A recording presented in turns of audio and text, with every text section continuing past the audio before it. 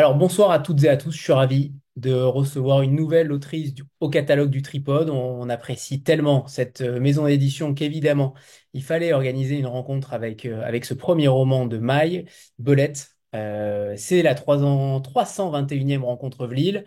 Et je suis ravi de vous recevoir, Maï. Bonsoir. Bonsoir, bonsoir à tous. Alors, avant de parler de Belette, de cette héroïne, anti-héroïne, je ne sais pas comment on pourrait l'appeler, elle est quand même véritablement très singulière. Elle a 13 ans, mais avant de parler d'elle, j'aimerais qu'on parle de vous, Maï, forcément. Alors, on dit de vous que vous avez travaillé, on sait peu de choses finalement de vous, évidemment.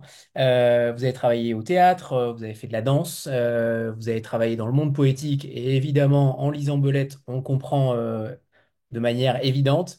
J'aimerais que vous nous parliez de vous, de votre parcours et peut-être comment vous êtes arrivé à la littérature et comment vous en êtes arrivé à écrire ce premier roman, Belette. On sait que souvent les premiers romans parlent beaucoup de nous. C'est souvent des livres qui sont plutôt intimes, voire intimistes.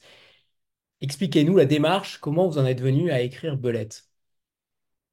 Alors, côté parcours, pour donner quelques grands jalons, effectivement, j'écris comme plein de gens depuis longtemps, on va dire. Mais j'ai beaucoup écrit, surtout de poésie. Et puis, j'ai été amenée à faire beaucoup de théâtre. J'ai une compagnie de théâtre. J'ai joué pendant assez longtemps et le théâtre m'a amené à écrire pour le théâtre. Donc, l'écriture a aussi évolué en fonction de ça. À côté de ça, j'écrivais des nouvelles, je tentais des histoires. Et puis, il y a quelques années, j'ai commencé à vraiment me dire, oh, je veux écrire des choses plus conséquentes, histoires complètes.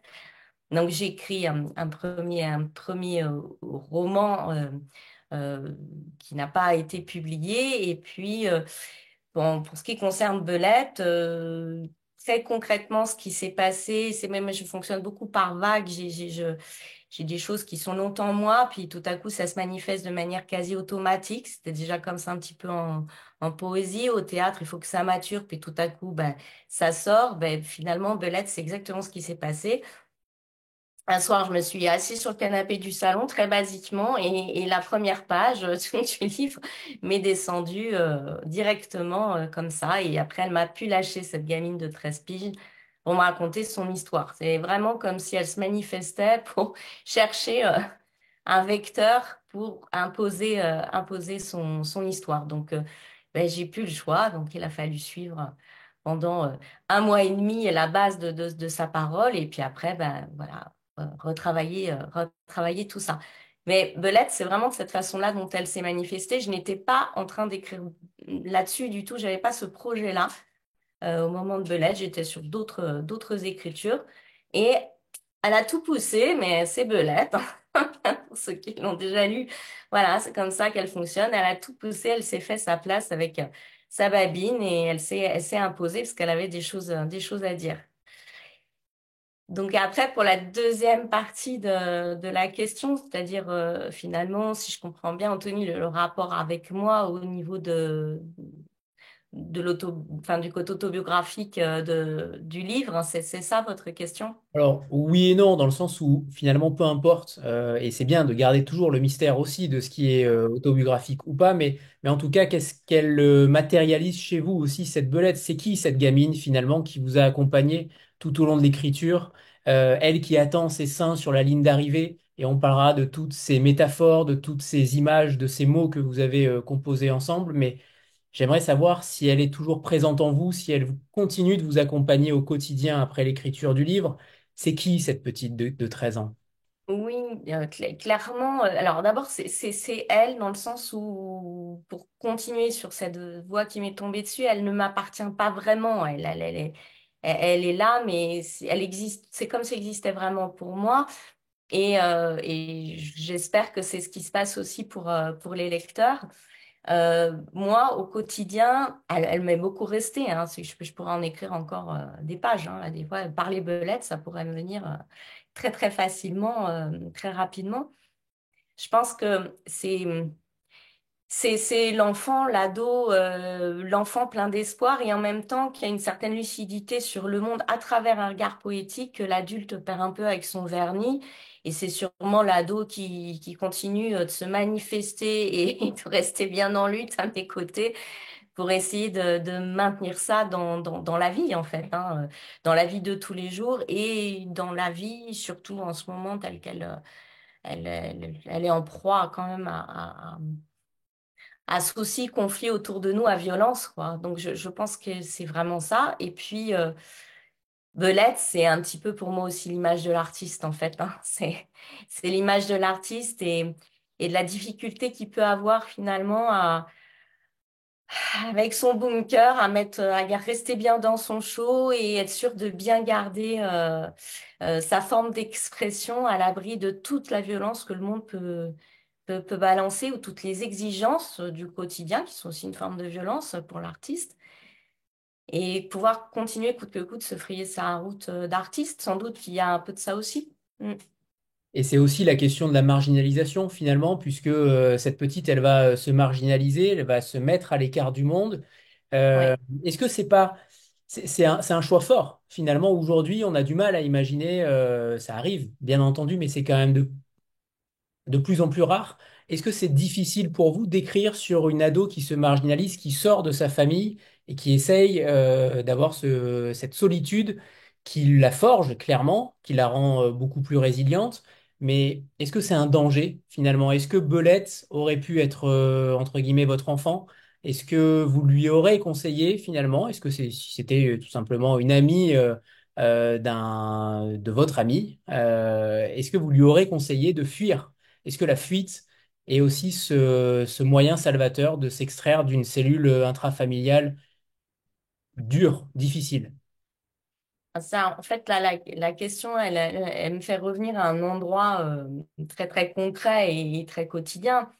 Euh, En fait, ce que j'ai envie de vous dire, c'est quelque part, en fuyant Belette, elle part du vide et elle va trouver du plein, finalement. Parce que du vide, elle a que ça chez elle. Et là où elle va se mettre, ben, ça lui permet aussi de croiser la route, finalement, de gens aussi assez originaux et marginaux, hein, on est bien d'accord, mais qui lui amènent du plein, finalement. Parce que c'est de la survie, hein, c'est vraiment de la survie. C'est un réflexe de survie de dire tout à coup, je m'en vais et je vais me mettre à un autre endroit et je vais y trouver autre chose. Après, dans le quotidien, cette démarche-là, elle pourrait passer par, bien sûr, d'autres choses, des cas très extrêmes comme ça où il y a vraiment rien à la maison et où finalement le père est violent, alcoolique et Euh, il y a des intermédiaires avant de dire, bon, bah, je fuis complètement, hein, si c'est la question que vous me posez, c'est sûr. Cette question elle est très bien, hein, parce qu'en plus de ça, ma fille, j'ai à 13 ans, elle a eu 13 ans cette année, donc elle n'avait pas 13 ans quand j'ai écrit Belette, mais enfin, j'ai une fille de 13 ans maintenant. Donc bien sûr qu'il y a il y a des stades et des gens qu'on peut rencontrer de façon intermédiaire, mais ce qu'il y a derrière, c'est vraiment la notion de survie, hein, c'est vraiment un réflexe de survie. Tout à l'heure, vous avez Est-ce que ça peut être pire que ce qu'elle connaît, en fait? Non, parce que, et à la limite, elle est très démerde, hein, donc, la prison dans laquelle elle est, c'est celle de la rue des Espagnols. Enfin, c'est c'est chez elle. Voilà, là où je voulais en venir, c'est en effet, c'est merveilleux pour elle de s'extraire parce qu'en effet, il y avait du vide, mais au quotidien, c'est quand même une épreuve, c'est quand même difficile. Elle va chercher évidemment à manger chez certains voisins. Elle est quand même dans une débrouille qui est délicate, difficile, et on ne sait pas finalement combien de temps ça dure. Ça dure pas si longtemps que ça finalement, Belette. Le roman, il est sur une période extrêmement courte. J'aimerais que vous nous parliez de cette temporalité finalement. Comment vous avez décidé de construire cette temporalité pour que la débrouille ne dure pas non plus éternellement? C'est construire, en fait, ça s'est beaucoup imposé à moi. Le rythme, il est venu et je crois qu'il me précédait. C'est-à-dire que pour moi, il y a quelque chose de très préconscient ou d'inconscient dans l'écriture. Au moment où ça devient conscient, ça a déjà été quelque part décidé. Donc, je ne fais que recevoir. Le rythme d'être finalement sur un peu plus d'une semaine, hein, quelque part, une dizaine de jours, hein, peut-être, mais guère plus. C'est juste aussi parce qu'effectivement, enfin, il y a quand même cette contrainte derrière de je me nourris, de prise de décision, puis tout s'accélère en fait dans l'histoire. Elle est encore plus acculée à la fin. Donc, mais dire construite, c'est le rythme en fait qui est venu chaque jour. Elle rédige, entre guillemets, ou elle raconte finalement de manière journalière. Pour garder ce rythme, qui est aussi un rythme de roue qui tourne, hein, de roue de bicyclette, hein, de rythme de vélo, de déval, ça va quand même vite. Pour que ça aille vite, il faut aussi que ce soit sur un temps qui est assez court, sinon ça se dilue et ça perd de son impact. Je pense que c'était nécessaire aussi d'être sur un temps court pour ça. Après, je l'ai pas vraiment pensé avant, je l'ai pas pris papier crayon et je me suis pas dit, tiens, sur combien de temps je vais étaler ça? En vrai, non. Moi, j'ai suivi sa voie. Justement, comment ça se matérialise une voix d'une gamine de 13 ans qui n'est, a fortiori, pas vous, pour le coup? Comment elle se matérialise? Est-ce que c'est par touche, c'est par mot, c'est par image, c'est par haïku? Comment elle se matérialise dans votre tête? Est-ce que c'est par la vitesse, par la modération, par ses idées, son état d'esprit? Comment elle se matérialise, Belette, chez vous? Alors, par image, évidemment, dans le sens où moi, je fonctionne beaucoup à l'image. L'image, c'est quelque chose qui m'inspire énormément. C'est un peu, finalement, construit comme des tableaux, hein. A posteriori, si on veut, il y a presque un tableau par chapitre, entre guillemets. Ensuite, par la parole, hein. Et là, je vais revenir au théâtre, hein. Quand on écrit pour le théâtre, on écrit avec des voix dans sa tête, vraiment. Ne serait-ce que pour le rythme d'enchaînement des répliques. Donc, on prend l'habitude d'écrire avec vraiment les voix qui disent. C'est vrai, les voix viennent pas après. Voir, on peut écrire pour la voix de certaines personnes. Moi, j'ai écrit une première pièce, ma toute première pièce qui s'appelait Ventre. Je l'ai écrit pour la voix de comédiens que je connaissais. Donc, je l'ai écrit avec la voix des gens en tête. Et quand on a cette habitude, en fait, du dit, de l'oralité, ben, vraiment, la voix, moi, je l'entends, hein, je l'entends. Ensuite, le côté la parle, elle est venue très vite avec cette parle. Alors, sans doute parce que c'est quelque chose que j'ai digéré depuis très longtemps, qui m'est resté de d'autres ouvrages, de lectures multiples et variées, d'univers que j'ai pu fréquenter. Voilà, euh, j'ai des gens autour de moi, par exemple, qui parlent l'argot de manière très, très poétique et ça arrive comme ça. Et donc, c'est des choses qui restent, hein, dont on s'imprègne. Et, et donc, cette parle, voilà, elle est arrivée comme ça. Mais la voix, je l'ai vraiment en tête, oui. Mm. Tout à l'heure, vous avez lâché le mot de babine. Alors, pour ceux qui ne l'ont pas encore lu, Ah, il faut quand même expliquer. Babine, c'est la bicyclette qui s'appelait à l'époque Sabine. ouais. Fidèle meilleure amie, c'est le socle de ce roman-là. C'est le socle de Belette, finalement. C'est peut-être elle, cette bicyclette, le personnage principal. On en est presque là, tellement elle a de l'importance, tellement il y a un dialogue qui se crée entre elles deux parfois. Et surtout, Belette, elle s'est battue pour l'avoir. Elle s'est battue pour en avoir la garde pendant quand même 6 jours avec un père violent. On va pas trop déflorer non plus, mais en tout cas, c'est un objet, c'est plus qu'un objet, c'est un véritable personnage principal. Et c'est peut-être là, c'est peut-être une des rares fois dans un roman où on voit à quel point une bicyclette peut avoir un si grand impact sur une jeune fille de 6 à 13 ans. Mais parce que c'est son double, en fait. La première fois qu'elle se bat pour avoir Babine, elle se bat pour elle, en fait, quelque part. Elle est aussi cabossée qu'elle. C'est sa sœur de cabosse, en fait. Donc, c'est d'ailleurs évident, elle peut pas ne pas la ramasser quand elle la trouve. Donc c'est vraiment, au-delà d'être une amie, c'est son double, c'est sa sœur, on peut la voir aussi comme son chien, hein, quelque part, hein, d'ailleurs, elle a beaucoup d'analogies où elle met sa roue sur ses cuisses, elle dit qu'elle pouille sa babine, bon, voilà. Et mais c'est vraiment la représentation, déjà, à l'âge où elle récupère babine, en fait, c'est pour elle déjà qu'elle se bat. en fait. Le fait de récupérer Babine, c'est son premier cri de liberté, assumé, affirmé, parce qu'elle met le paquet pour l'avoir. Et puis, il y a ce rapport à l'enfance. On a tous fait du vélo quand on était gamin, en vacances ou près de chez soi.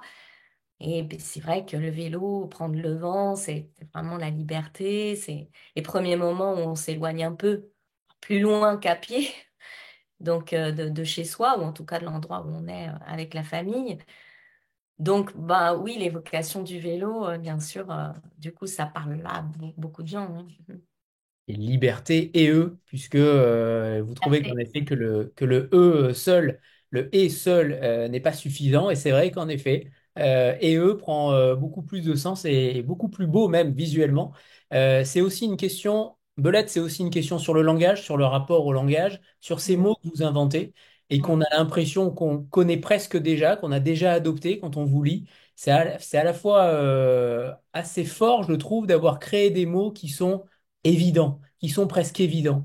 Ces mots-là, vous les aviez depuis votre enfance. Il y a un moment, il y a une discussion rapide entre Coco et Belette où elle lui dit simplement, moi j'ai inventé entre guillemets un langage, c'est mon langage. Toi, tu suis les autres. Tu es une sorte de mouton finalement, tu suis les autres pour éviter d'avoir des problèmes à gérer, pour te conformer à la norme. Et en réalité, elle a raison, elle a raison, elle a son propre langage. Et pourquoi tout le monde n'aurait pas son propre langage? Cette question-là, elle est extrêmement importante, je trouve, dans Belette. Racontez-nous cette volonté de créer une sorte de faille euh, pour ouvrir un petit peu plus l'horizon des mots. Je suis convaincue que le langage qui dit très fort les choses et la poésie ouvre un pan de langage que n'ouvre pas le langage courant, entre guillemets, et va tout à coup avoir des mots qui vont créer l'évidence pour nous, alors qu'en termes de sens et de correction grammaticale ou qui ne sont pas justes. C'est le pouvoir de la poésie. Donc, chez Belette, voilà, il y a ça, c'est une autre façon de parler qui dit des choses plus vraies finalement. Mais parce que les mots du courant, c'est très petit. Quand on passe d'une langue à l'autre, on voit bien que pour les gens qui ont vécu à l'étranger, on revient des fois avec des mots qu'on ne peut pas traduire. Un langage n'est pas une étiquette en fait. C'est pas des étiquettes. Il y a des réalités qui sont appréhendées dans d'autres langues et dans certaines langues et pas dans d'autres.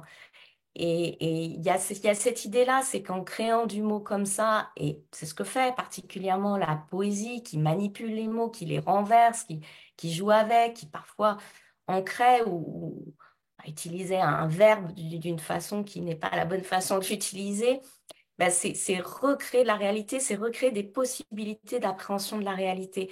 Et nos perceptions, elles sont infiniment plus larges que ce que le langage courant nous permet d'exprimer. Donc, aller chercher ce langage-là, ça permet de réouvrir euh, ces réalités-là, ces perceptions-là. Et ce que font spontanément aussi les enfants, quand ils sont petits, ont parfois des expressions qui sont pas correctes, mais quand l'adulte les entend, on se dit, ah, oui, c'est une très jolie façon de le dire. Tout à coup, la réalité à laquelle ça se rapporte, ce moins correct, est en fait évidente. Euh, donc voilà, c'est une façon effectivement de trouver une faille, hein, comme vous dites, et de réouvrir. Et pour moi, derrière ça, il y a ouais, j'ai pas une revendication, parce qu'une fois encore, la parole, elle est arrivée toute seule, mais je trouve ça important de ne pas se laisser enfermer dans uniquement du langage courant qui oublie cette possibilité un peu créative. Parce que on est dans des mondes aujourd'hui qui fonctionnent beaucoup à la case et qui sont quand même très vite enfermants sous couvert d'illusion du choix. Des choix qui reposent sur des multitudes de cases hein, très pensées. Et voilà. Et donc, bah, cette possibilité créative, elle est vraiment importante pour moi. Là, c'est le langage même de Belette de façon continue. Ouais. Je sais pas, est-ce que j'ai répondu à la question ou je me suis laissée porter? C'est très bien, c'est très bien ainsi. Mais sur le langage, il y a quelque chose qui m'a aussi beaucoup plu, c'est que de prime abord, on pourrait penser que la lecture serait plutôt facile parce que le langage est parlé. Et pourtant, il y a une exigence dans la lecture qui doit être totale, parce qu'on peut très vite se rendre compte que même si les mots sont parfois un petit peu de l'argot, un petit peu simples, dans comment dire, dans une adolescente, dans le corps d'une adolescente de 13 ans, eh bien finalement, c'est beaucoup plus exigeant que par exemple un classique, qu'un roman classique. Et ça, je trouve ça plutôt fort de votre part. Je ne sais pas comment vous avez réussi ce tour de force, mais l'exigence de la lecture et du texte en lui-même, c'est extrêmement littéraire, alors que le langage pourrait ne pas l'être. Et ça, j'aimerais bien avoir votre avis là-dessus, parce que il faut rester concentré. On ne peut pas se laisser porter par cette lecture. Je vous déconseille de le lire sur la plage, par exemple. Ça me paraît très compliqué finalement. Et je trouve que, je ne sais pas si c'est volontaire ou pas, je ne sais pas si vous vous êtes laissé porter par cela, mais je trouve que le texte est beaucoup plus littéraire qu'il n'y paraît. Merci beaucoup. En fait, les, le son des mots, les mots, pour moi, c'est des corps. Et donc, le son des mots, le rythme des phrases, c'est quelque chose qui va être extrêmement important pour dire des choses aussi.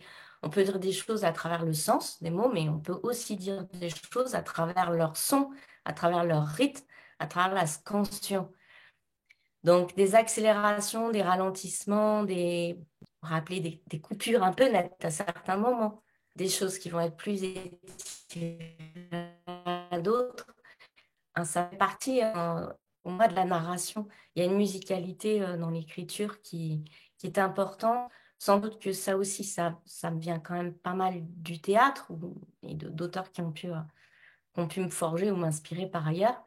Mais voilà, donc oui, le côté argot, après, ce travail, mais encore une fois encore, qui n'est pas un travail vraiment très construit, parce que c'est venu, c'est une vraie synthèse, une belette qui s'est faite un peu comme ça. Je ne sais pas si, j'espère que j'arriverai à continuer à faire peut-être aussi bien, mais, mais oui, en tout cas, ce travail pour moi sur le son, sur les rythmes, sur la scansion, c'est très important. C'est très important.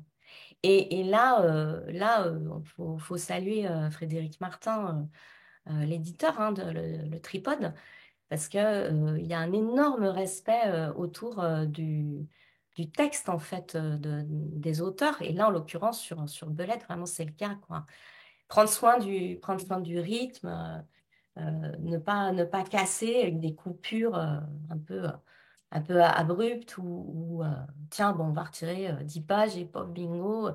Non, non, il y a vraiment ce respect aussi du son, du mot, et y compris aussi sur la mise en page, hein, parce que la mise en page d'un livre, sur un texte qui est très rythmé, qui va chercher justement quand même beaucoup de sons, beaucoup de retours à la ligne, beaucoup d'espace, beaucoup de vide, beaucoup de structure qui est pas anodine, ben c'est pas facile, c'est pas facile pour l'éditeur derrière d'arriver à rendre ça. Parce que moi, quand je le tape, je le pense, ou je le fais, ou je le sens plutôt, ce serait plus juste de dire de le sentir. Je le sens sur ma page A4 de base. Ensuite, il faut arriver à mettre ça sur un format et à honorer quand même ça. Donc, sur ce point, par exemple, euh, là, c'est un travail de faiseur de livres et en vrai, ça ne peut pas se faire auteur sans éditeur dans ce que va donner le livre à la fin. Il y a vraiment un travail aussi du tripode. Ouais. Et clairement, si vous m'aviez donné votre manuscrit avant, je vous aurais dit évidemment, c'est le tripode. Et vous êtes totalement dans la ligne éditoriale du tripode, notamment sur la déstructure de la langue, sur l'univers, sur l'imaginaire, sur la poésie. C'est évident que vous êtes une autrice tripode, et évidemment, tous ceux qui suivent ces rencontres savent à quel point on aime cette maison, mais tout ça pour vous dire que Frédéric Martin a clairement fait un énorme travail pour vous repérer déjà. J'aimerais que vous nous parliez peut-être du manuscrit, comment il est venu à lui. Est-ce que vous avez travaillé sur certains points? Est-ce que des personnages ont évolué? Parce qu'on va parler tout à l'heure des personnages secondaires, entre guillemets, bien entendu, mais des autres personnages qui vont ouvrir le champ des possibles pour Belette. Est-ce qu'il y a eu certains personnages qui sont plus mis en avant ou moins mis en avant finalement à la finition du manuscrit? Comment vous avez travaillé ensemble? Ce qu'on a travaillé avec Frédéric, c'est vraiment le respect du rythme, c'est-à-dire resserrer à certains moments pour bien rester dans son rythme à elle et dans sa logique à elle. Pour pas, par exemple, basculer à certains moments dans des rajouts qui seraient trop de l'ordre de l'analyse et qui passeraient à côté de son rythme à elle. Mais voilà, ça a été du recadrage comme ça. Euh, les personnages, voilà, ils sont restés ce qu'ils étaient, je dirais même en termes de proportion. Il n'y a pas eu de personnage retravaillé particulièrement. C'est vraiment resserré en fait pour être bien dans le respect du rythme, mais on est, on est assez proche entre guillemets, en tout cas dans la structure, dans les personnages, on est proche du manuscrit original. Il y a énormément de respect là-dessus. Oui. Mm. Très bien. Alors, il y a une question de Rosemary qui, en effet, alors elle n'a pas lu le roman et c'est vrai que sa question est judicieuse parce qu'elle dit que la bicyclette a un prénom de fille et comparée à un chien et Belette est une fille avec un nom, surnom d'animal. C'est vrai que ça peut paraître surprenant. À quel moment c'est devenu évident au moment de l'écriture, finalement, ces deux choix? Alors, Babine, le nom s'est imposé. Voilà. Ensuite, on s'est rendu compte, mais là, après, mais donc bien après coup, hein, en travaillant avec Frédéric Martin, on s'est rendu compte que donc s'appelle Babine, mais elle s'appelle Babine parce que c'est transformé au départ, s'appelle Sabine. Et c'est Belette qui transforme le S en B. Bon. Parce qu'elle a trouvé la bicyclette. Alors, je pense que sûrement chez moi, les B, c'est à quelque chose de rond, ça va bien avec quelque chose de confortable, de rond, qui est réconfortant. Voilà, je pense que doit y avoir un peu de ça. Sabine à Babine, on s'est rendu compte après coup qu'il y avait eu une marque de vélo qui s'appelait les vélos Sabine. Mais après, on s'en est rendu compte en juillet dernier, quoi. Donc, c'était drôle, en plus de se rendre compte de ça. Mais le nom Babine s'impose à moi. Je pense que le B, je me rends compte là en revenant sur d'autres textes et en continuant d'écrire, je me rends compte que j'ai le son B, le B. C'est un son qui pour moi est réconfortant. Donc, je sais pas, voilà, c'est venu comme ça, Babine, c'est venu comme ça. Belette, c'est un B aussi, hein, voilà, c'est aussi un B finalement. C'est un son qui s'élance, qui reste très ouvert, belette, qui est en suspension, donc c'est bien dans le jaillissement. Donc là, vous voyez, je vous parle de son, mais voilà, la belette, c'est un animal, effectivement. Alors, bon, c'est un nom qui est assez courant, hein, finalement. Il y a beaucoup de mamans ou de parents qui appellent leur enfant belette, hein. Ma belette, je suis sûre que parmi là, les personnes qui nous écoutent, certains d'entre vous utilisent déjà ce surnom avec, des enfants, hein. C'est pas fou, en fait. Ensuite, l'image de la belette colle très bien, puisque la belette, d'ailleurs, je mets la définition à un moment donné, c'est un petit animal qui aime bien se glisser dans les infractuosités, pour pouvoir se cacher, se camoufler. Bon, ouais. Et c'est Belette le passe plus petit carnassier. Voilà, et Belette, c'est le plus petit carnassier. Et Belette passe un peu sa vie à ça. Au départ, elle apprend à se cacher dans les placards, elle apprend à se défiler, à se cacher dans des ruines de construction, des constructions quand elle se fait courser par les garçons du quartier, parce qu'elle a piqué des trucs, et puis et ben, elle se cache dans ce bunker. Donc voilà. Et il y a aussi, alors là, on peut pas passer à côté. Alors, il a un rôle finalement très minime dans le roman, mais en même temps, il est quasi indispensable. C'est ce crétin de Pierre, surnommé Fesse trop haute. Alors lui, il a 15 ans et lui aussi, il aime bien le vélo, sauf que il voit sa vie basculer à 5 secondes d'un baiser qui colle. Et une fois de plus, une image magnifique, puisque Belette, elle aime secrètement, entre guillemets, ce Pierre. Et puis, quelque chose se passe, il y a une relation d'amour, une histoire d'amour qui n'a même pas encore commencé, mais qui déjà va se terminer très vite. Et ce baiser qui colle, elle en veut absolument beaucoup, puisque ça revient comme une marotte. J'aimerais que vous nous parliez de ce Pierre finalement qui est là sans être là, qui l'accompagne au fil du récit. On vous dira pas comment, mais il est clairement là. Et en même temps, on le voit très peu. Et c'est ça que je trouve encore une fois très fort. La convocation des fantômes. Alors, donc le baiser qui colle, oui, elle veut sa part d'amour. C'est ça, le baiser qui colle, c'est cette part d'amour qu'elle voit dès le départ et qu'elle revendique. Et qu'elle revendique même quand c'est plus possible. Donc, du coup, comme c'est plus vraiment possible, elle embarque quand même le fantôme. Elle va pas partir sans rien, quoi. Elle est têtue. Elle est têtue. Elle veut quand même cette part-là. Elle s'imagine qu'elle peut encore quand même quelque part l'avoir sous une autre forme. Donc elle emmène ce fantôme, et ce fantôme, c'est parce que c'est aussi le prétexte pour veiller dans ce bunker. Elle va se mettre là-bas. Le prétexte qu'elle se donne, c'est la veillée, en fait. La veillée, un peu comme au cimetière. En fait, le bunker, c'est à ce moment-là, ça devient un peu la tombe de Festrot. Mais elle le garde bien vivant avec elle, parce que c'est quand même ses premiers émois. C'est ses premiers émois, ce Pierrot-là, ce Festro hôte. Bon, d'ailleurs, elle a les seins tout à l'envers, hein, quand il se Festro hôte. Donc voilà, ça marque le début aussi de sa métamorphose, quelque part, ce baiser qui colle, qui est raté, mais quelque part, il est quand même là parce qu'il l'accompagne dans son corps. Mm. Alors, il y avait une question je pense que c'est une question de Jean-Marie qui a fait ça lors de l'inscription. Et il demandait une question plutôt judicieuse, peut-être piégeuse, vous allez me dire. Il demandait qui serait Belette à 48 ans. Euh, qui serait Belette à 48 ans? Je pense que c'est quelqu'un qui vous connaît très bien. Bah, euh, peut-être elle aurait des choses en commun avec moi, mais est-ce que Bolette aurait 48 ans? Est-ce que Bolette, elle appartient au lecteur? Moi, j'ai pas de réponse sur le livre et la fin du livre, donc c'est difficile de répondre à cette question. Elle se définirait elle-même si elle continuait d'exister, j'imagine, donc elle aurait des choses en commun avec moi et d'autres sans doute pas du tout. Après, ce qui est bien, c'est de la laisser justement la laisser être aussi, elle,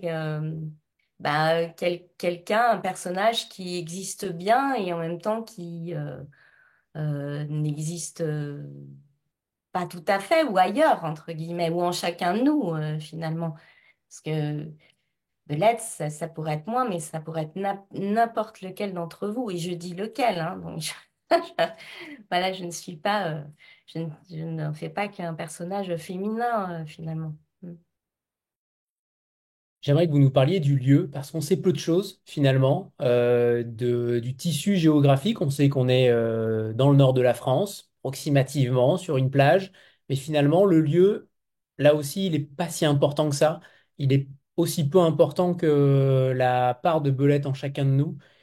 Est-ce que vous aviez réfléchi à cette histoire géographique notamment? Parce qu'il fallait quand même réunir notamment des mouettes et notamment certains éléments extérieurs comme le vent, qui est un élément aussi très important dans le roman. Est-ce que vous y avez réfléchi? Est-ce que vous vouliez au contraire une certaine universalité des choses? Moi, je pense que cette grande plage, elle peut ressembler à bien des grandes plages, pas que du nord de la France. En revanche, c'est vrai que moi, pour y être passée, j'avais eu une empreinte quasi physique, en fait, en me baladant comme ça sur des plages du nord, euh, très forte enfin, ce qu'on peut appeler de l'émotion esthétique, c'est-à-dire un paysage qui est très, très beau mais qui se laisse pas. Faut l'apprivoiser. Il y a quelque chose aussi qui peut être un peu hostile, un peu plus dur qu'une plage méditerranéenne. Et moi, j'aime ça. J'aime ça. J'aime les empreintes et les paysages qui sont pas forcément d'un accès si évident que ça, où peut y avoir autant de gris que de bleu, où il y a énormément de nuances. Et en fait, c'est ce type de plage où on a l'impression qu'il y a une lumière un peu toutes pareilles, alors qu'en fait, il y a énormément, énormément de nuances. Et quand on sait regarder, on découvre toute une subtilité, toute une nuance, toute une palette de choses plus hostiles et plus douces. Et ça va tellement bien avec le personnage de Belette que, enfin, ça va avec, c'est vraiment, ouais. Et on va parler évidemment de la sphère familiale, puisque Belette le dit, il n'y a pas d'amour chez moi, que des baffes. Alors, son père est violent, alcoolique, sa mère est absente. Dans sa famille, on a l'impression qu'il n'y a, elle le dit elle-même, il n'y a que des disparus, il n'y a pas de morts. Et ça, je trouve ça aussi intéressant de ne pas avoir fait de la mort un élément central de cette sphère familiale. Elle a également une sœur, Sylviane, qui est disparue, sans qu'on sache aussi véritablement ce qui s'est passé. Vous laissez beaucoup de petites pierres. Alors, je ne sais pas si ça annonce un deuxième roman, même si la fin est totalement ouverte aussi, et c'est très difficile d'en parler sans en parler. Mais j'aimerais que vous nous parliez de cette sphère que vous vouliez, une sphère familiale très tripodienne, là aussi. Euh, Quelle était justement cette... Alors, Belette, elle s'est imposée à vous clairement, mais la famille, construire autour de Belette, ça n'a pas dû être aussi évident que ça. Comment vous avez construit cette sphère familiale? Euh, Ou cette non-sphère Aline, elle me parle familiale? de Cabos au départ, elle me descend dessus, donc elle me parle de Cabos, puis ensuite petit à petit, elle me déroule son histoire. Arrive cette histoire, somme toute assez classique, hein, de père pris par l'alcool, un peu violent, de mère qui bah, pas les moyens vraiment de se battre face à la vie, renonce un peu. C'est pas, c'est pas fou, entre guillemets, d'originalité. Ça arrive à tellement d'endroits.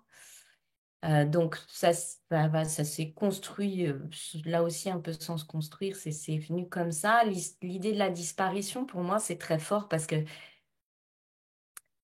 quelqu'un qui est mort, on l'attend plus. Mais disparu, ça laisse, c'est terrible comme douleur parce qu'il reste une attente, peut-être une croyance, une possibilité, voilà. Donc la mère qui disparaît, ça reste, elle est quelque part, pas morte. Donc c'est plus difficile. Enfin, c'est plus difficile. Il me semble que c'est très dur, évidemment, de perdre quelqu'un au niveau cabosse, mais le vide comme ça, on ne sait pas. La sœur qui, sans doute trop jolie, a dû être raptée ou je ne sais quoi, qui a disparu aussi. Le fait de ne pouvoir jamais mettre de fin derrière ces gens qui sont la sphère affective, évidemment, euh, bah, ça crée chez cette gamine euh, bah, cette envie de décider de son propre chemin avant que on la fasse elle-même disparaître d'une certaine manière. Donc, je crois qu'elle a elle a un peu peur de disparaître, hein. Voilà. Donc, de construire. En fait, c'est venu aussi au fil de ce qu'elle me racontait, cette histoire de cabosse. Bon, bah, c'est le fil de l'alcool. Parce que, une fois encore, une belette, elle représente, je pense elle peut parler à beaucoup de gens aussi, parce elle représente beaucoup de choses vécues par énormément de gens. Mais j'en connais autour de moi des gens qui ont vécu des situations d'enfance comme ça. Ce qui n'est loin d'être, ce qui n'est pas du tout mon cas. Je suis très, très, très chanceuse. À l'inverse, moi, j'ai été un gros cadeau de Noël depuis que je suis née. Je vis entourée de gens extrêmement aimants. Donc, j'ai cette chance extraordinaire. Par contraste, autour de moi, je connais des gens qui ont vécu de l'alcool comme ça, des parents. Oui, j'en connais plusieurs, quoi. Donc peut-être aussi, j'ai eu des témoignages, j'ai eu des expériences par l'intermédiaire de gens proches qui l'avaient vécu, que sont restés, hein, qui sont ressortis à ce moment-là. Et la cabosse, justement, la cabosse, je connais, faut rien lui laisser passer, sinon elle prend une place trop grande. Faut que ça passe, comme si rien, voilà tout, il n'y a rien eu, c'est rien passé. C'est aussi un pouvoir de... Alors, on va pas dire de pardon, mais alors le terme résilience est à mon sens trop galvaudé aujourd'hui, mais peu importe. Mais en tout cas, elle essaye de se reconstruire sans y penser, même si elle en parle constamment, c'est une- c'est quelque chose qui est très subtil finalement. Et en même temps, vous l'écrivez tellement bien en laissant des creux, en laissant des vides, en laissant un petit peu plus de poésie de temps en temps. Il y a des moments fabuleux avec cette violence avec le père et en même temps cette distance qu'elle arrive à prendre, cette prise de recul qui est magnifique pour une enfant de 13 ans. Euh, c'était quelque chose, c'est peut-être le moment, les moments les plus forts de Belette. C'est tous ces moments où elle arrive à se détacher en essayant de se dire, finalement, ça y est, c'est passé, on passe à autre chose, on reconstruit ailleurs, on part. Est-ce que c'est ça finalement? Est-ce que c'est peut-être l'élément clé de cette reconstruction? Oui, mais c'est pas magique en fait. C'est Non. nécessaire physiquement. C'est une sorte de sursaut, oui, quelque chose de. C'est à la fois très pensé, pas très pensé, mais le corps précède souvent la tête. Et même si on aimerait bien dans nos sociétés nous faire croire systématiquement l'inverse, mais le corps précède souvent la tête. Et en même temps, c'est pas si facile, hein. En vrai, la cabosse, elle la tasse, elle la tasse. Donc, c'est vrai, vous avez raison, le mot résilience, il est très galvaudé aujourd'hui. Je pense qu'être résilient véritablement, c'est facile à dire, pas facile à faire, parce que ben, on peut souvent avoir tendance à faire ça, justement. C'est-à-dire à tasser la cabosse, sauf qu'à certains moments, elle va remonter la cabosse, elle ressurgit, elle se remanifeste. C'est complexe, en fait, en vrai. Donc, voilà, donc je pense qu'effectivement, oui, elle essaie de tasser, alors, elle tasse, elle a ce côté, bon, bah, allez, hop, on repart avec son vélo, elle repart avec son énergie, elle repart avec son cri à elle. Mais voilà, de manière assez réaliste, ça la rattrape quand même assez souvent. Ce qui la pousse à retourner, mais bon, je ne vais pas trop dire non plus parce que je ne veux pas trop en dire, mais c'est aussi ce qui la pousse à retourner voir son père à un moment donné et finalement à décider elle-même de disparaître, hein, entre guillemets, à sa manière. Ensuite, toutes ces espaces, toutes ces choses qui sont pas définies, là, c'est vraiment voulu parce que je pense que ça doit appartenir beaucoup au lecteur. Je pense qu'un livre, c'est aussi quelque chose qui, a posteriori, s'écrit avec le lecteur. Euh, et ce qui est bien, c'est que la fin puisse appartenir au lecteur, et que d'ailleurs, elle puisse lui appartenir tous les jours. C'est-à-dire qu'un jour, il est de bonne humeur, il y met une fin, et le lendemain, ben, il est moins de bonne humeur, ben, peut-être qu'il va mettre une autre fin, puis sur le lendemain. Et cette liberté, en fait, de changer aussi sa narration. Et la vie, c'est beaucoup ça, hein. Pouvoir changer, réinterpréter ses narrations, se redonner de l'air, se remétamorphoser. Voilà, c'est. Ce qui est très intéressant aussi dans le parcours de Belette, c'est qu'elle le dit aussi, c'est que les histoires viennent toutes seules. Elle ne les cherche pas. On a l'impression que finalement, dans tout le roman, elle ne va jamais au devant des difficultés. Elle les subit la plupart du temps. Elle a souvent un rôle presque, alors on va pas dire passif, mais en tout cas, elle encaisse. Elle encaisse beaucoup les choses. C'est pas elle qui va chercher. Et ça, je trouve ça aussi intéressant d'avoir fait une héroïne, même si le mot là, n'est pas forcément bien choisi, mais un personnage principal qui, euh, qui ne veut qu'une chose, s'extraire du monde et qu'on ne vienne plus, entre guillemets, la côtoyer. Elle aimerait finalement rester seule, parce qu'elle sait que c'est là où elle se sent mieux et c'est peut-être là où elle aura peut-être moins de problèmes, même si on parlera juste après des autres personnages. Ouais, ouais, ouais. Oui, oui, non, mais c'est juste ce réflexe du bunker au départ, c'est vraiment de se protéger de la violence que lui fait le monde, en fait. Là, tout à coup, c'est le summum, ce qui arrive avec Festrode. Donc, elle va se réfugier, elle va se mettre dans cet état. À l'abri un peu imperméable, un peu coupé, et elle retourne un peu dans un ventre aussi, hein, quelque part, hein. Je pense que le bunker, c'est aussi un peu un ventre. C'est bien vu ça, oui.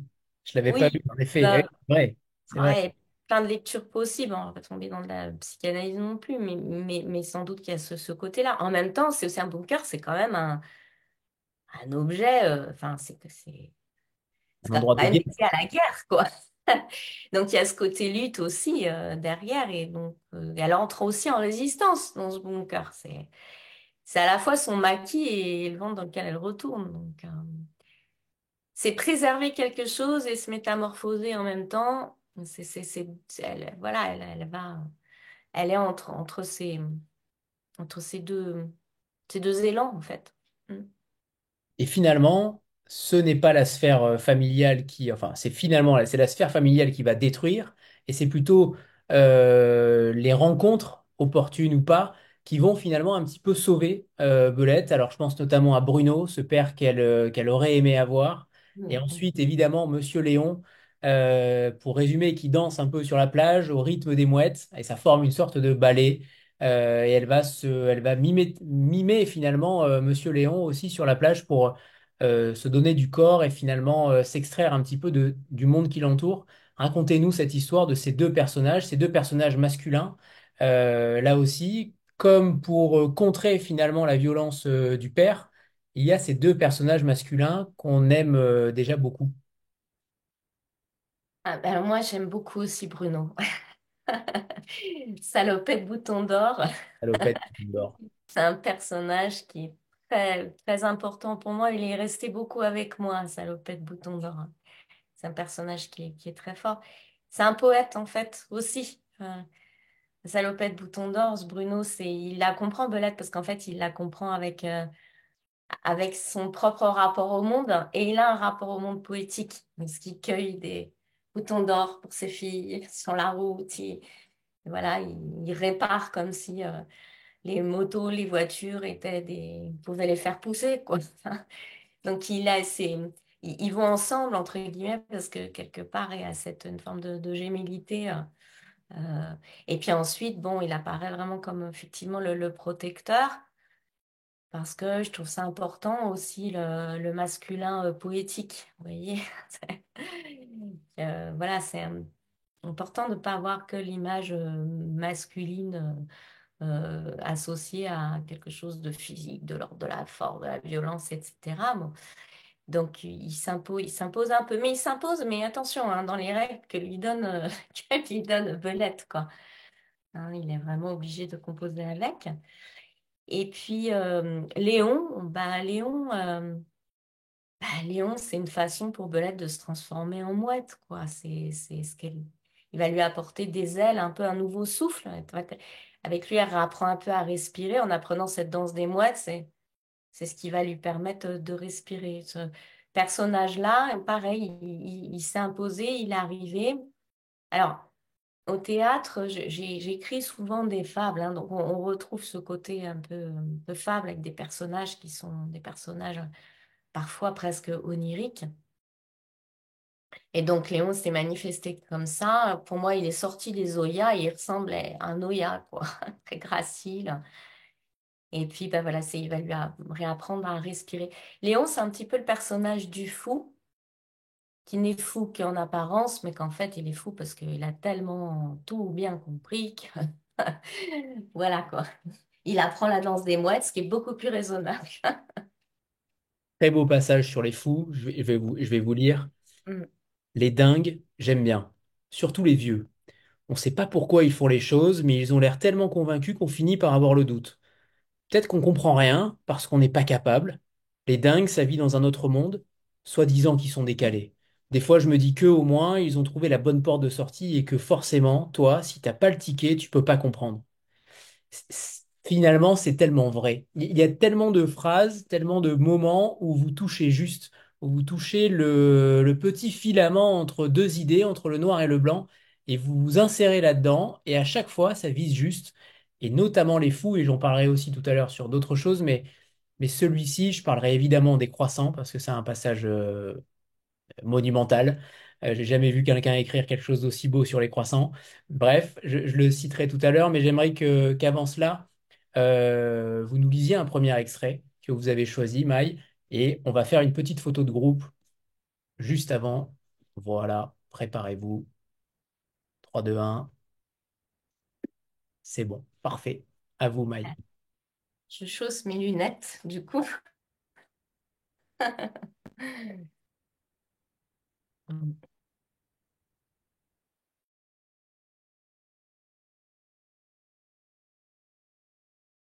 Moi et mon cri, on a repoussé le vent. On lui a flanqué une raclée. Et la mer a flanqué une raclée au ciel. Tout s'est calmé. Et il s'est remis à pleuvoir, un peu, comme j'aime bien. J'ai été voir la mer de plus près. J'ai été la goûter du bout du pied.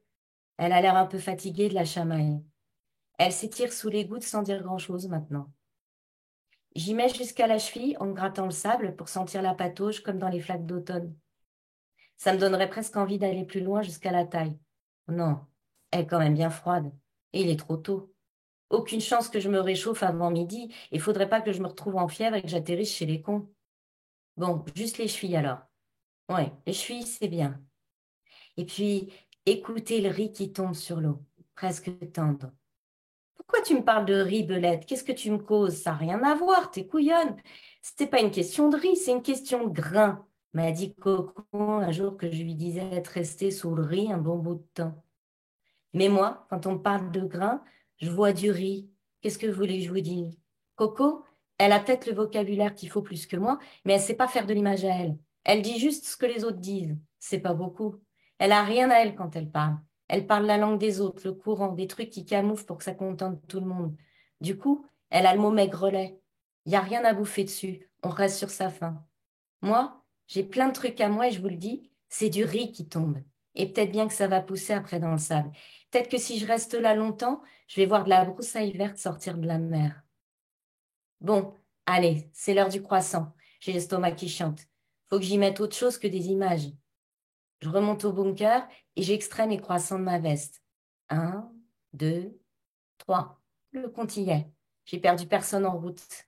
Alors je passe la tête dans le bunker et je lance Petit-déj! J'attends Festroute et son baiser qui colle. Il a dû rentrer tout penaud après l'épisode de la rambarde. Allez, viens, je lui dis. Je sais que c'est dégueu à l'hôpital, la bouffe. Si tu passes l'arme à gauche, autant que ce soit avec le ventre plein d'un truc sympa, t'as qu'à laisser le baiser qui colle. Il fait trop de conneries, celui-là. Festro, t'as pas l'air décidé, il hésite. T'hésites? Sans deck. Où c'est que t'as laissé tes acrobaties? Ils sont où tes capes ou tes pas capes? Sont tombés au fond de ton froc? Ah non, pas toi. Allez, ramenez-vous toi et tes fesses, je vous invite. Ce matin, c'est croissant sable sur le bloc. Faut pas louper. Merci, merci Maï. Vous incarnez parfaitement. C'est pas toujours le cas. Certains auteurs n'incarnent pas forcément leur personnage. Je trouve que votre voix est parfaite pour ce personnage de Belette. Tout ça pour en revenir à ce que vous venez de lire, puisqu'il y a beaucoup de comptes à rebours, finalement, dans le livre. Il y a une certaine urgence dans l'écriture, mais aussi dans la vie de Belette. Le temps, c'est du compte à rebours, elle le dit elle-même. J'aimerais que vous nous parliez de ces instants, finalement, qui sont un petit peu... qui sont rapides, qui sont extrêmement incandescents, qui compte ces moments, ces 5 dernières secondes finalement, beaucoup de comptes à rebours avec les 5 dernières secondes. Ces 5 dernières secondes, elles évoquent quoi pour vous? Euh, Il y a une sorte de désir dans ces 5 dernières secondes, il y a toujours un moment déclic, un moment charnière finalement. Il y a un moment charnière, c'est cette capacité aussi qu'ont les enfants Hmm. passer très vite d'un état à l'autre, d'un vécu à l'autre, ouais, cette espèce de rebond qu'on lisse après, beaucoup en grandissant pour suivre des codes hein, qui sont apportés. Et il y a cette vivacité. La vie, elle est pleine de rebonds. Et donc, ce rythme associé au temps comme ça, en compte à rebours, où ça va quand même assez vite, c'est très associé pour moi à ce jaillissement ou à cette vivacité. Ensuite, il y a le compte à rebours parce que c'est le compte à rebours de plein de choses, de la mort, de la disparition, de ce qu'elle veut pas louper, de est-ce que ce fantôme, la Tvestrot, il va pas finir par disparaître? Elle a peur hein, aussi que ça disparaisse très vite avant qu'elle ait fini sa veillée. C'est-à-dire qu'avant, elle ait fini, avant qu'elle ait fini, elle, de dire au revoir correct, c'est-à-dire d'avoir sans doute plus besoin ou moins besoin ou besoin différemment, quoi. Donc l'urgence, elle est là. Mais c'est aussi beaucoup une urgence physique qui est l'urgence de la vie croquée à cet âge-là, de la vie qui ne se prépare pas, qui ne se pense pas juste, qui se vit à plein, quoi, qui se saisit. Mm. Tout à l'heure, on a parlé des mouettes qui sont évidemment présentes sur la couverture. On ne peut pas les rater. Ces mouettes, elles sont là, elles narguent, entre guillemets, elles narguent, elles sont toujours bienveillantes, hein, mais elles narguent, elles veillent surtout. Cette figure tutélaire de quelqu'un qui veille sur cette petite, finalement, on a l'impression que plus rien ne peut lui arriver tant que ces oiseaux sont autour d'elle. Est-ce que c'est une volonté d'être extrêmement protecteur vis-à-vis, enfin, en tout cas que les animaux soient davantage protecteurs que les hommes? Oui, parce il y a une innocence là qui est commune en fait. Il y a une innocence qui est commune entre finalement. Et ça rejoint peut-être la question aussi tout à l'heure de tout à l'heure sur l'animalité. Voilà, il va y avoir chez les bêtes une innocence qui est commune, une simplicité qui est commune avec Belette. Et, et donc, c'est à la fois un symbole, ces mouettes et ces oiseaux, c'est à la fois un symbole et en même temps une convergence. Une convergence. Mm. Est-ce que vous avez aussi du gravier dans la gorge comme du verre, Maï? Oh oui, ça m'arrive. Oui, bien sûr. Bien sûr. Alors, il y a des analogies qui sont particulièrement géniales et bien trouvées, et notamment celle avec la plage, page 41 que je vais lire, parce que bah, comme ça laissera le temps à Maï de préparer un autre extrait tout à l'heure, parce qu'il y a beaucoup d'extraits à lire, clairement, pour que ça vous donne clairement envie aussi de le découvrir. Je pense que rien de mieux que des lectures de certains passages. En plus, la plage et moi, on est pareil, comme des sœurs. Elle a ses petites dunes, ses petits seins, pas tous arrivés sur la ligne, ses platitudes, ses petites morsures et ses cicatrices en bord de marée, ses liquides sombres ou transparents, ses tempêtes sifflantes. Des fois, ça se retire loin, à coups de grandes marées qui reculent d'abord, dans le silence et le vide, et puis ça revient glacial pour lécher presque tout le sable jusqu'aux Zoyas. Ici, c'est le bout du monde. Ici, c'est le monde du bout.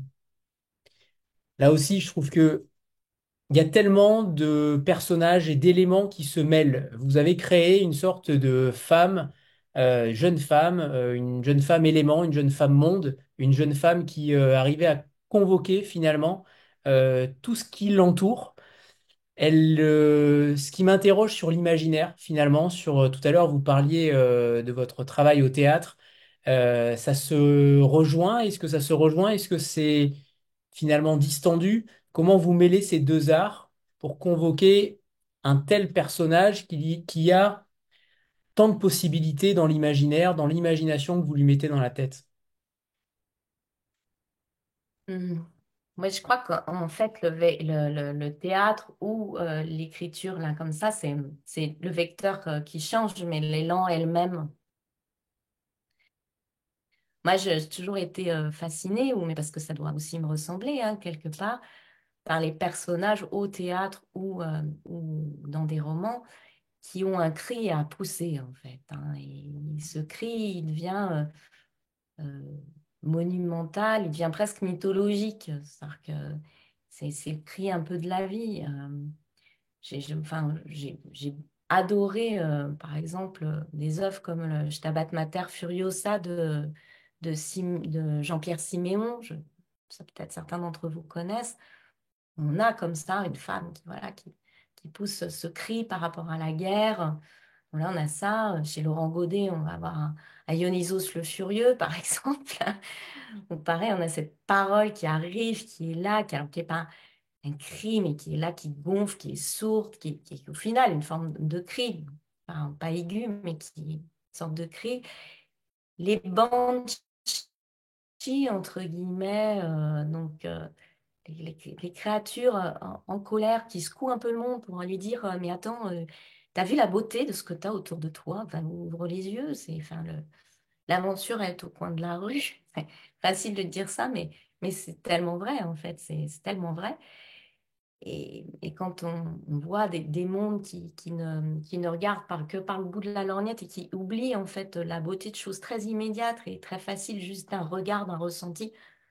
Moi, j'aime bien ces personnages qui reviennent à ça, à cette capacité de rébellion un peu et de cri et d'alerte, hein. C'est des vigies un peu, ce personnage aussi, quelque part.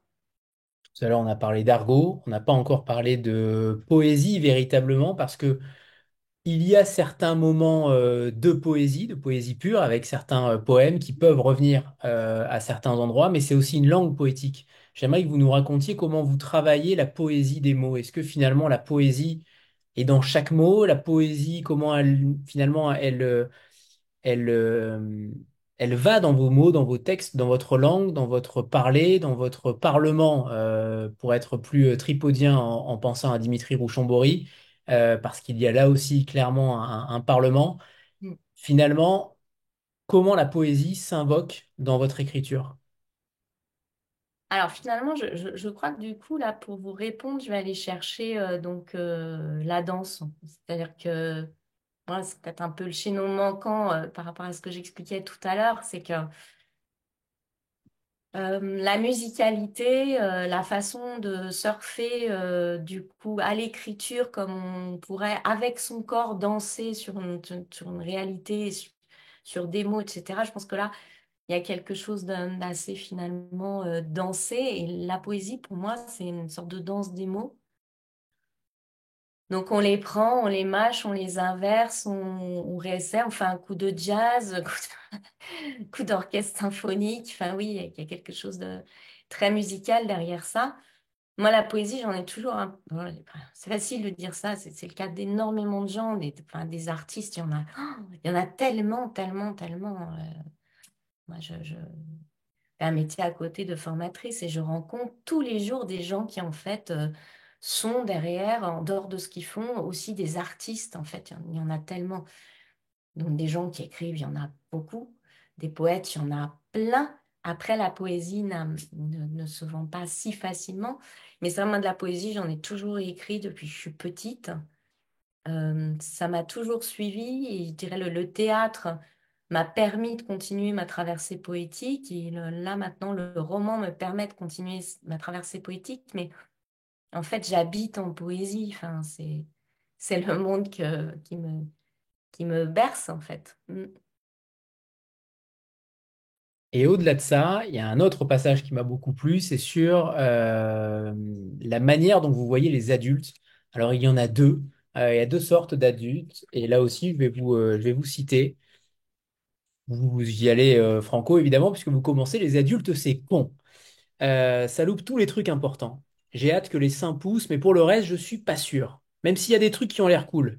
Voilà pourquoi c'est vraiment con, les adultes, je me dis. À part quelques exemplaires égarés, il y en a que de deux sortes, et ça se vaut au final. Il y a ceux qui se démontent la gueule et qui démontent celle des autres avec les points mots ou les mots points, parce qu'ils ont trop de colère, que ça sent le rance, que c'est plus supportable et qu'il faut que ça leur sorte du buffet.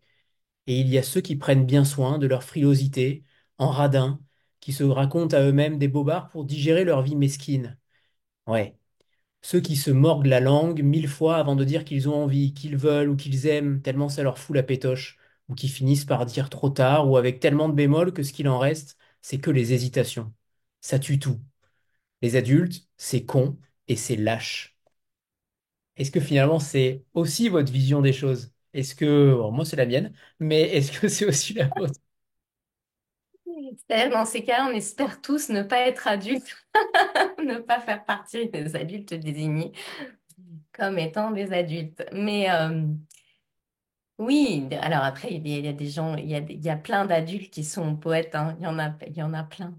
Mais c'est tellement étouffé derrière cette espèce de vernis, cette espèce de vernis de code de conduite ou d'inconduite, hein, d'inconduite qui tue beaucoup la spontanéité, qui tue beaucoup l'émotion aussi, parce que oula, là, une émotion, aïe, pff, comment est-ce qu'on gère ça? Qu'est-ce qu'on en fait? Voilà, alors, qu'en défendant à ces adultes, il y a plein d'adultes qui n'ont jamais appris finalement à, à danser, à surfer sur des émotions. C'est pas si évident que ça. Donc, pour s'en protéger, on tendance à élaborer tout un tas de stratagèmes qui tuent beaucoup de choses finalement, qui tuent beaucoup de choses. Et ça qu'il y a derrière, cette faculté à rester dans la spontanéité, dans l'intensité des émotions, ça se cultive. Et je pense que c'est ce qu'elle veut dire, oui, derrière Belette, c'est que ben, si on ne sait pas cultiver ça, on passe à côté de l'essentiel en fait.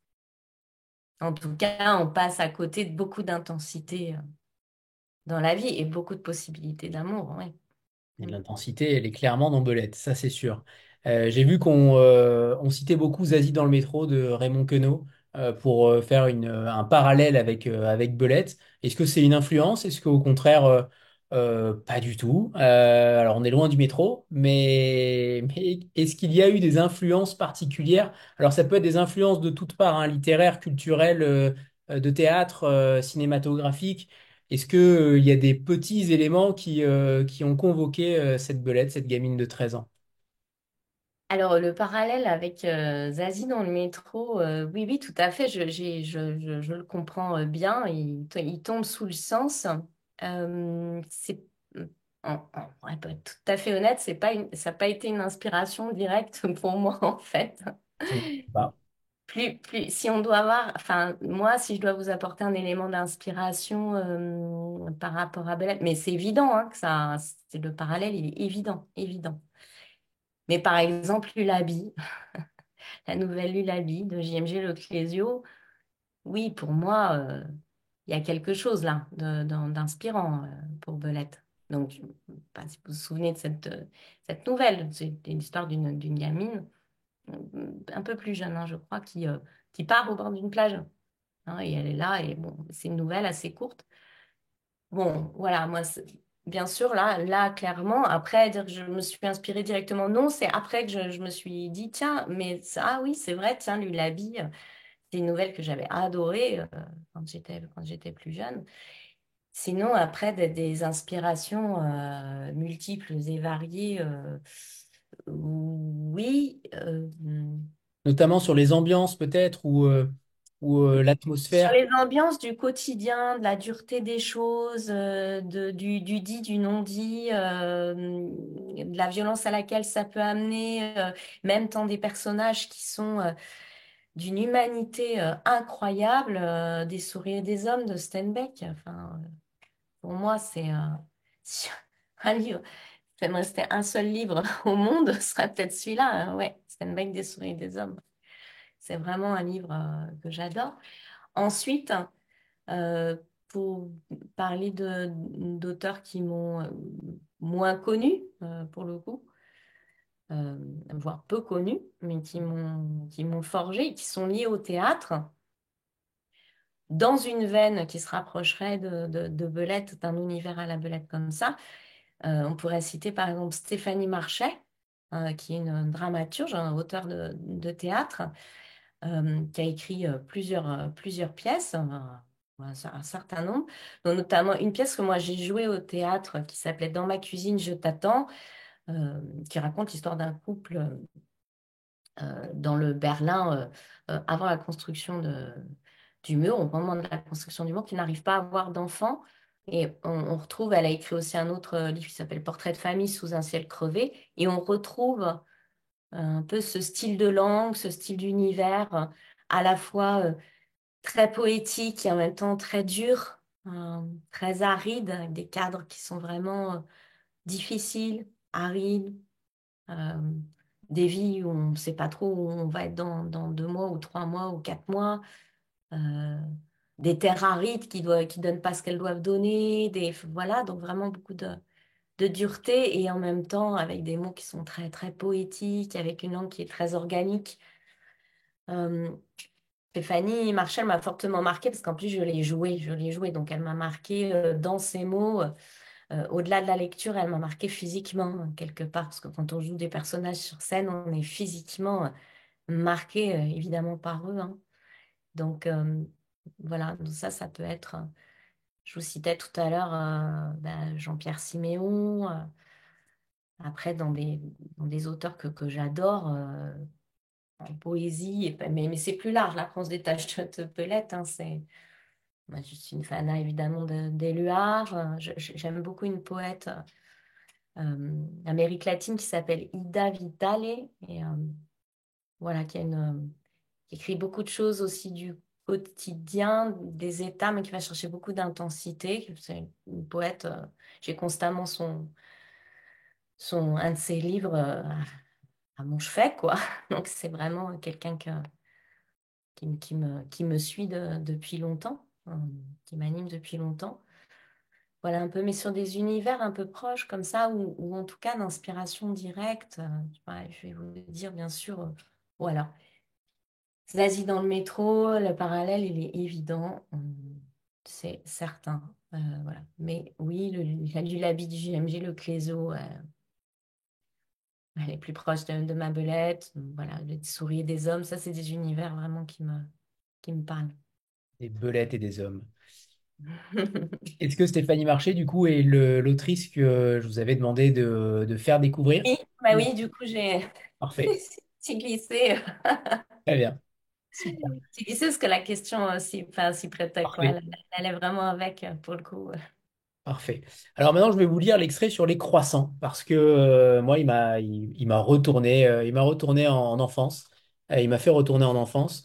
Et les croissants ont un rôle aussi. Alors, on va pas dire que le rôle il est capital, bien entendu, mais quand même, ces croissants, c'est aussi le lien avec Pierre, ce lien qu'ils partagent ensemble. Et donc, je vais vous lire sur cet épisode majestueux du croissant.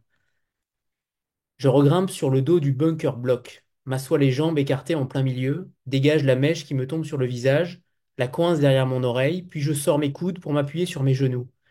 Ensuite, je choisis le croissant qui a l'air le plus tassé et croque dedans. Pas trop tout de suite, juste le bout qui croustille. Bah oui, c'est dans l'ordre des choses. Le bout qui croustille, puis, ensuite, l'autre bout qui croustille. Et après, il faut tirer au milieu pour décoller un peu. Là, à l'endroit où c'est gonflé. Puis je détricote le ruban, moelleux par moelleux, miette par miette, bien dans l'ordre, tout ça. C'est important. Parce que sinon, ça passe trop vite. Je suis sur le deuxième bout qui croustille quand je sens enfin à droite tout près de mon épaule sa présence. Direct, je lui tends le croissant numéro 2, le plus gros, celui que j'ai gardé pour lui. Mais je lui dis pas. À la place, je lui dis, t'as bien fait, faut prendre des forces, faut pas les laisser te nourrir à la piqûre. Je sais pas où tu seras après, mais t'imagines si t'as besoin de t'agiter de l'autre côté avec tes grandes épaules, faut du solide. Il n'y a pas beaucoup d'écrivains qui écrivent sur les croissants, mine de rien. Est-ce que c'est un désir enfantin? Est-ce que c'est un désir nostalgique? Qu'est-ce qu'il y a derrière cet épisode-là? Parce que l'épisode, il dure, c'est une sorte de fil rouge finalement, ce croissant. Ces croissants. Le croissant, c'est réconfortant. Et ça l'est d'autant plus quand on n'a pas trop, enfin, quand on n'a pas le sou. Le croissant, c'est déjà quelque chose, c'est pas du pain, c'est déjà quelque chose de plus, ouais, de plus cossu, quoi. Donc pour elle, c'est une forme de, à la fois de luxe, un moment un peu privilégié. Et en même temps, effectivement, le croissant, ça a un côté, en tout cas pour moi, de très régressif, quoi. Ça sent bon, c'est moelleux, c'est gros. On a envie effectivement de le détricoter. C'est le rapport au corps, c'est aussi le rapport au goût, le rapport à l'oralité aussi, oui, c'est très enfantin. Oui. Le rapport à ce qu'on mange. Manger, c'est se remplir, c'est du plein aussi. Se nourrir, bon. Donc c'est comme les boîtes de conserve que lui ramène le Bruno. C'est le faire entrer sous une autre forme, un peu d'amour par l'intermédiaire du croissant que là, elle partage avec, avec Pierrot et puis la boîte de conserve qui lui est amenée par Salopette Bouton d'Or. Mm.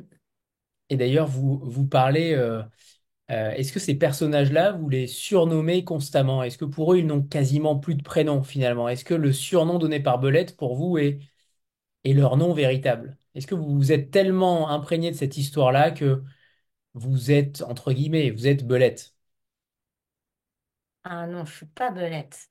Je suis pas belette parce que faut la laisser tranquille. Je suis pas belette dans le sens où elle a pas besoin d'être moi belette. Sa fille à elle propre et elle s'envole et elle. J'ai un fond, je suis au fond une partie de Belette, et une partie de moi, c'est certain, mais elle a aussi toute sa personnalité à elle. Euh, mais, mais oui, alors les personnages, oui, pour moi, l'imperméable, c'est l'imperméable, c'est pas une jeune femme qui est là pour écrire. C'est l'imperméable. Elle est définie comme ça parce que c'est comme ça que l'appréhende Belette. Salopette Bouton d'Or, bien sûr, pour moi, il existe. D'ailleurs, je vous l'ai cité plusieurs fois sous cette forme-là parce qu'en fait, c'est la poésie du personnage qui le définit.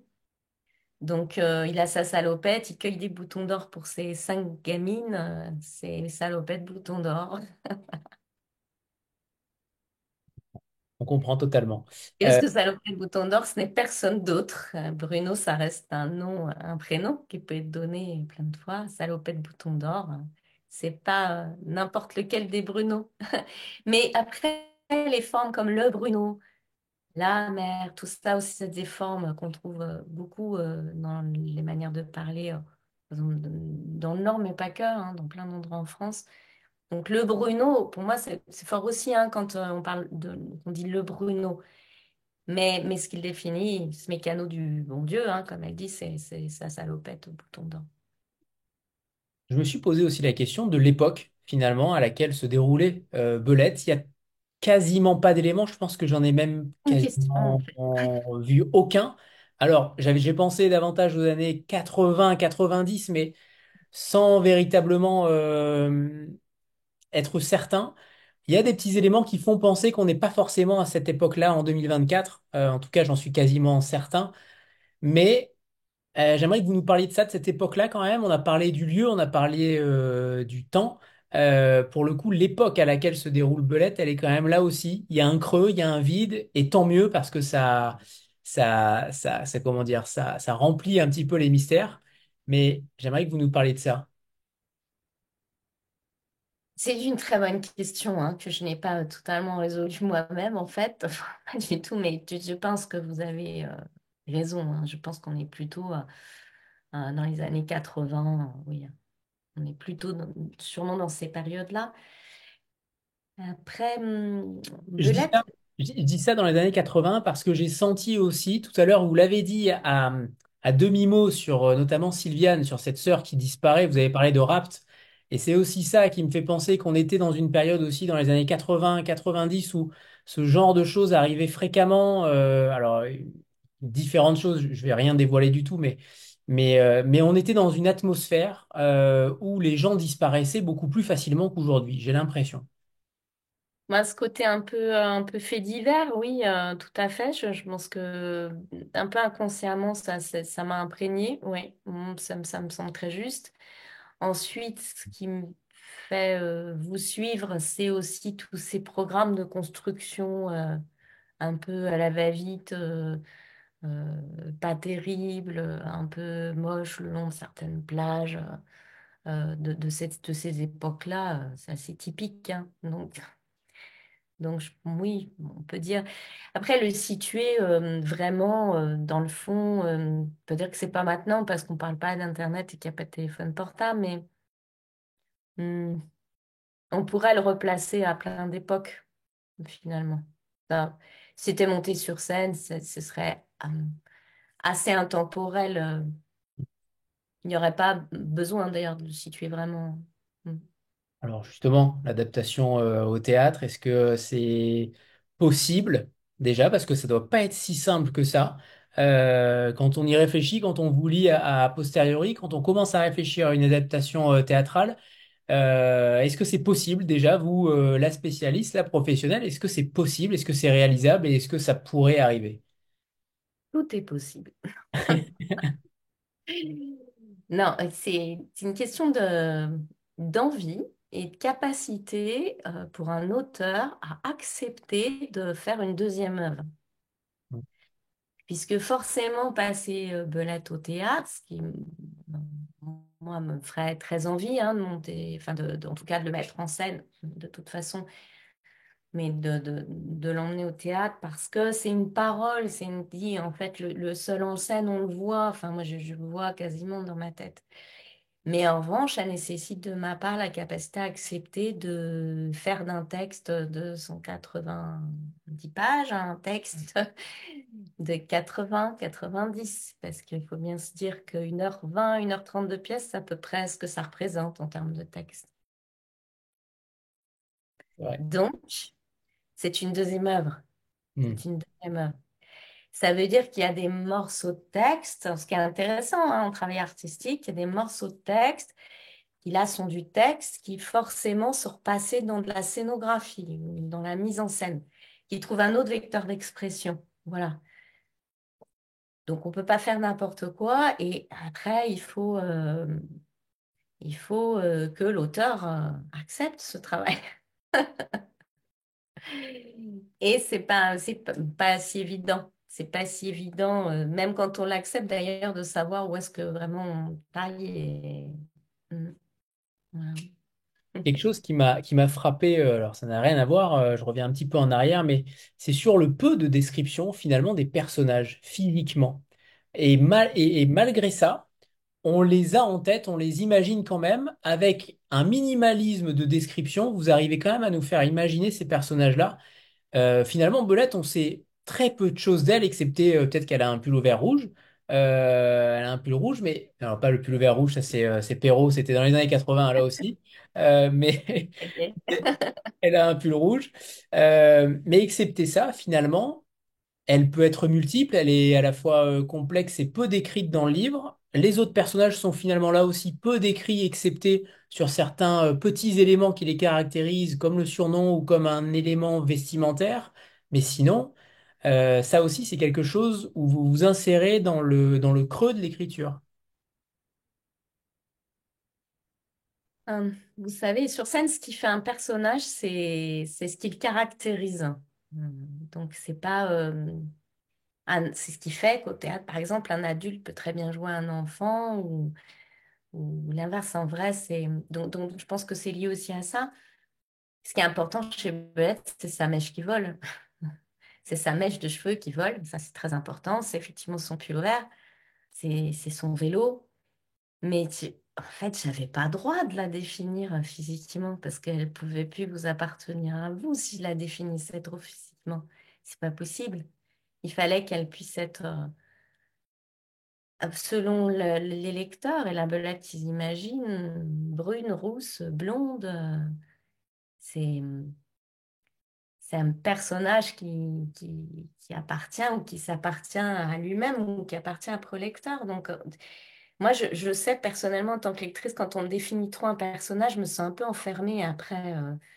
D'ailleurs, c'est souvent des portions de texte, c'est pas que je vais les zapper, je vais les lire rapidement, mais je vais pas trop me laisser faire. C'est-à-dire que si moi j'ai décidé que non, finalement, dans ma lecture, il n'aurait pas tout à fait cette couleur de cheveux-là, ou etc., ben, dans l'image que j'en ai, je me laisse pas faire en fait. Et je trouve ça important qu'il y ait ce pan, cette ouverture au niveau de l'imagination. Et puis le plus fort, c'est le symbolisme de ce qui les caractérise, effectivement. Bah, du coup, la salopette, l'imperméable, la robe à fleurs jaunes, euh, la mèche qui vole. En fait, ça en dit plus sur les personnages que leur description physique. On est bien d'accord. J'ai une dernière question sur l'avenir. Alors là, on était dans les années 80 et maintenant, j'aimerais vous interroger sur l'avenir. Comment vous voyez le monde en 2074, dans 50 ans? Belette existera-t-elle encore? Je ne sais pas. Mais c'est vrai que tout à l'heure, vous avez dit que vous pourriez en faire encore plein des livres sur Belette. Et je suis assez d'accord. Vous pouvez y aller, hein, Maï, allez-y. Oui, alors j'ai dit que je pouvais continuer, elle continue de m'habiter, donc je reprends de sa langue, c'est pas difficile. Par contre, je suis pas convaincue en fait que je suis pas convaincue que ce soit une très bonne idée, mais ça c'est autre chose. Par contre, moi c'est vrai que sa langue, elle m'habite toujours, ça c'est certain. Euh, alors 2074 dans 50 ans. Alors, vous choisissez la thématique que vous souhaitez, bien entendu. Ça peut être l'adolescence, c'est un des thèmes évidemment de Belette. Ça peut être la sphère intrafamiliale. Est-ce que tout à l'heure vous parliez de cri finalement? Est-ce que vous avez envie d'un cri particulier pour 2074? Pas le cri de la mouette, hein. Le cri de l'artiste, hein, comme l'âme démocratique de la société à préserver à tout prix. Ben, en fait, quand vous me posez ces questions, moi, ce que je vois, c'est une image. Donc, ce que je vais vous décrire, c'est une image, en fait, qui n'est pas extrêmement positive, quoique. Moi, ce que je vois, c'est des mondes très abîmés. Ce que je vois, là, tout de suite, quand vous me dites ça, c'est des bâtiments déchirés, abîmés, éventrés. Une espèce, comme s'il y avait une espèce de guerre entre le nomadisme de populations ayant besoin de traverser, de se réfugier, et puis la sédentarité en face. Et donc, je vois vraiment un peu comme des photos d'urbex, hein. Je ne sais pas si vous connaissez ça, mais l'urbex, c'est des photos de lieux désaffectés, de lieux qui sont parfois, qui ont été laissés à l'abandon ou qui sont tombés sous des bombes en temps de guerre ou etc. On a une très belle photo de ces lieux-là. On voit la nature qui reprend un peu ses droits. Enfin, il y a plein de types de photos différents, mais j'aime beaucoup l'urbex. Et c'est du coup ce que ça m'évoque là tout de suite, cette image, c'est ça. Donc pour moi, c'est une ville euh, abîmée, éventrée, des traversées, des couloirs qui se sont faits à des endroits où ils n'étaient pas, pas au niveau des rues, à d'autres endroits, des veines comme ça, retraversées, comme si le monde était plein de cicatrices. Et au milieu de tout ça, ce que je vois au bout, eh ben, ben, c'est quelqu'un qui a assis un piano et qui joue du piano. Voilà, c'est ça l'image que j'ai. C'est plutôt une image Et positive. là, et là, sans doute, on rejoint un peu Belette parce que c'est foi en l'art. Enfin, je trouve que l'art, en tant qu'alerte, que cri, que résilience, que l'humain fait de l'art depuis la nuit des temps. Il y en a pratiquement toujours eu, c'est pas pour rien. C'est concomitant et c'est parallèle à notre capacité de rationalité. On est toujours à se targuer d'être rationnel, d'être ceci, cela, mais faut pas oublier que l'art existe depuis. Et, et le préserver, c'est très important. Cette actrice iranienne très très belle, qui a un nom que je vais pas prononcer, j'ai beaucoup de mal à le prononcer, mais qui est intervenue il n'y a pas très longtemps, interviewée par Augustin Trapenard au Festival de Cannes et qui disait l'art et la culture, c'est l'âme d'une société.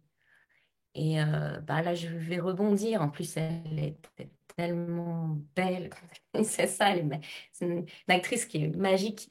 Et, c'est tellement ça. Donc moi, ce que je vois, c'est cette photo du Durbex, de monde complètement tombé, abîmé, réinventé, scarifié. Enfin, vraiment.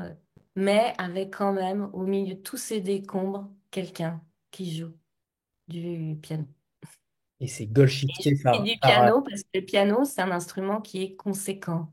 Ça a une taille, ça c'est imposant, ça Et existe fort. Mm. et cette femme dont vous parlez, c'est le Golshifteh Farahani. Voilà, c'est ça. Ouais, pardon pour elle, hein, mais c'est difficile à prononcer. Donc je vois le mot, mais j'ai beaucoup de mal à le dire à chaque fois. Mais oui, tout à fait. Ouais. Mm. Et si on finissait cette rencontre avec un dernier extrait de votre part, Maï? Allez.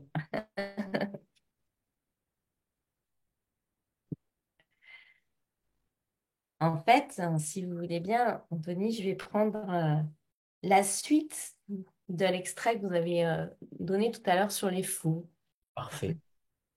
qui jouent du piano au milieu des décombres. La mère Nadette, par exemple.